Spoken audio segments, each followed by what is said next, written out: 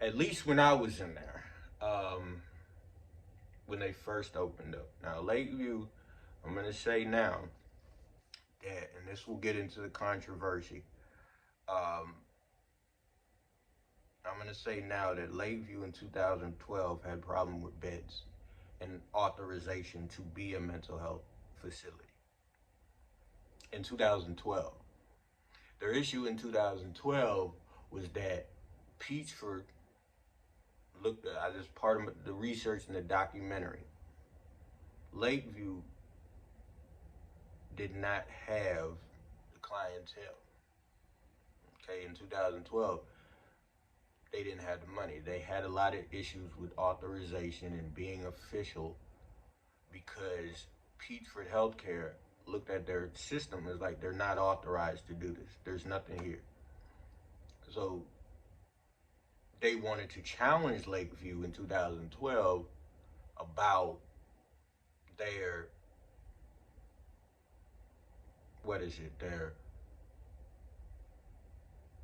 them being approved by the state to be a mental health facility. And then also in 2012, Lakeview wanted to get, Lakeview won that case, okay? Then in 2012 as well, if I'm not mistaken, Lakeview needed their money back for the lawyers. Now this is Lakeview, but I don't know this yet until I wake up.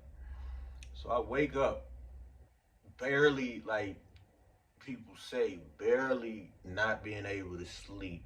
I was still tired and groggy, but couldn't sleep. I got up and it was about 6, 7 in the morning. We normally supposed to get up at 9. We had a schedule. We'll get into that later, but I got up, not knowing what was going on, lost, and I get up, hear the low phones in the background, and everything. So low phone rings, you know, typical stuff that you would hear in a hospital, but this wasn't a hospital. So I get up, open the door to my room, and it's dark. So it's dark, y'all. And what happens is that I go to the nurse. There's one person in there, hardly no one in there. There's one other patient, very quiet, slowly walking around.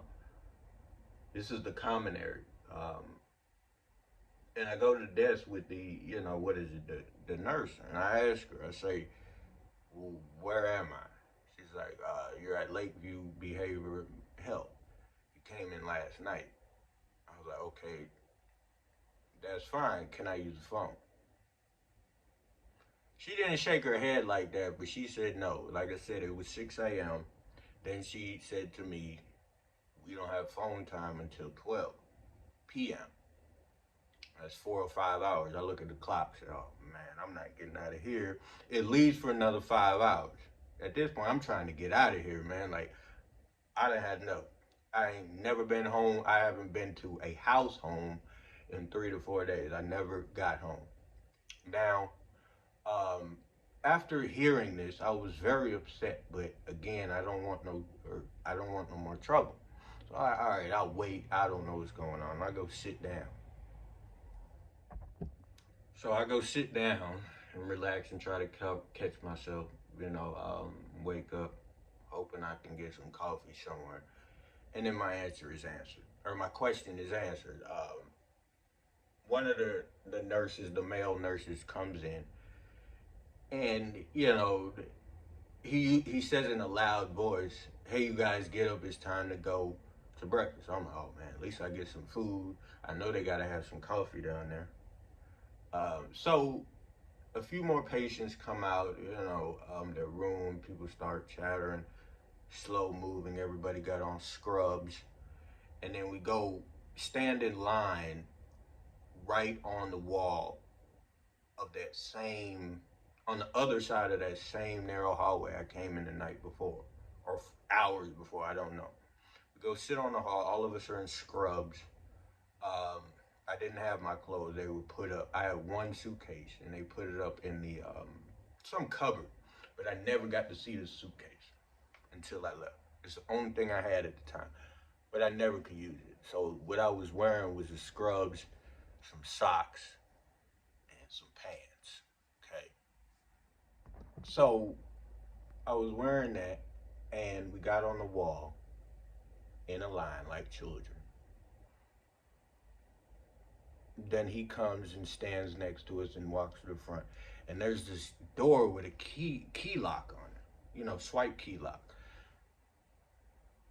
I ain't seen this door when I came in, but there's a door on to the right now. I'm on the left side of the same narrow hallway. So then the door again is on the right side, just like, but I'm in a different focus. You see what I'm saying? So I go, he comes up, the nurse, male nurse comes up and swipes the door. He opens the door and there's this, again, dark, I'm not lying, poorly lit, maybe I should say, hardly no light. It wasn't a hallway, it was a stairway. That's why this is the Darkumentary, because it's a dark stairway. It looked like you're going to hell.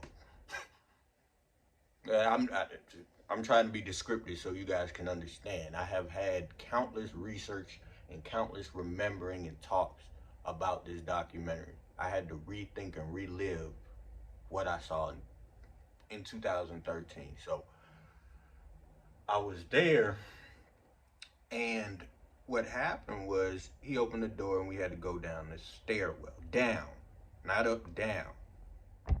So we go down this narrow, everything is narrow and small, no space. We go down this narrow hallway, 2-3 flights, come out, and then we go into another room, which is the cafeteria downstairs.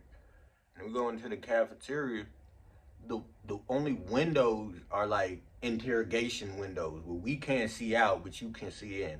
Go figure. And then the cafeteria, it was small. When you go to the lunch line, it was very small. When I say small, like close quarters. This is before Corona, because they wouldn't be able to do this during Corona, because it was very small quarters. Anyway, yeah, so we did that. We sat and we ate. I got my coffee. I was feeling all right. You know, I wasn't feeling too bad, but I got some food, got a little coffee. Then I went upstairs, and we had a talk. First talk of me being in there. You know, it's typical thing, give a dog a treat when he does good. You know, we got extra snacks when we answered questions right about reviews on psychology, understanding. Now you got mental health patients, and you know you giving free snacks out to them. I'm looking at it like this does not seem right now. At the end of these talks, every time, this is the first time in this talk, the psychologist and the nurse would say something, and this is very important. This is why it took me 10 years, when y'all see it, to tell this story. He said to us, and he said this every time we went in this room, we went in this room 3 times a day.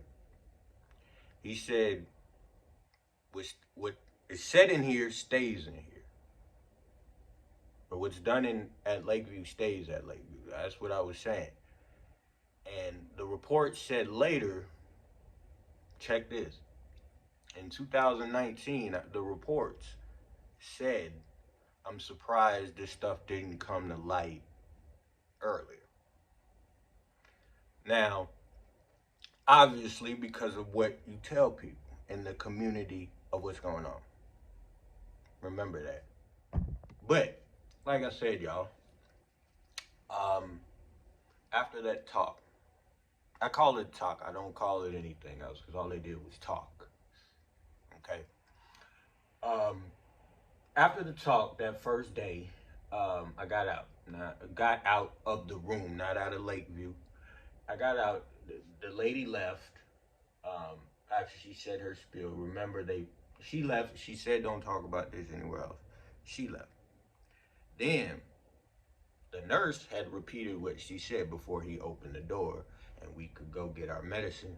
He said, I remember what she said, guys. You know, this is for us. Don't take this outside of anything. Don't say anything outside now. Everybody has personal views they don't need in the world. But they said anything that was said and done. And I'm feeling like there was a reason they're trying to secure their processes because we saw what happened in 2019. Okay. So yeah, I get out the room after both of them say the same thing. She leaves and then he uses his key card to let us out. So now it's about 12. After going through breakfast, after going through the talk with the psychologist. But this is an open talk. That was an open talk, not a one-on-one. I never did a one-on-one.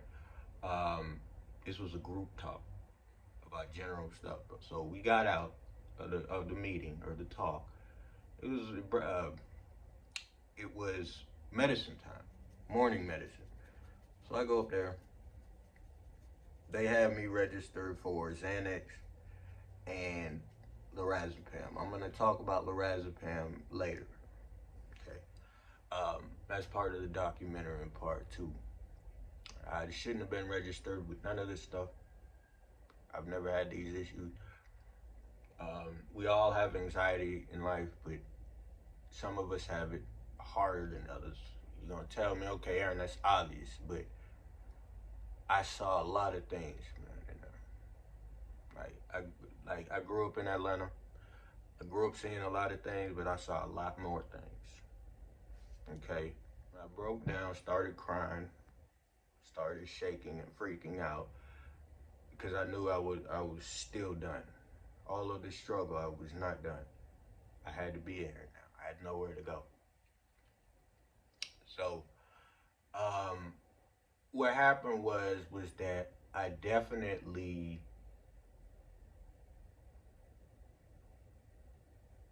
had more problems.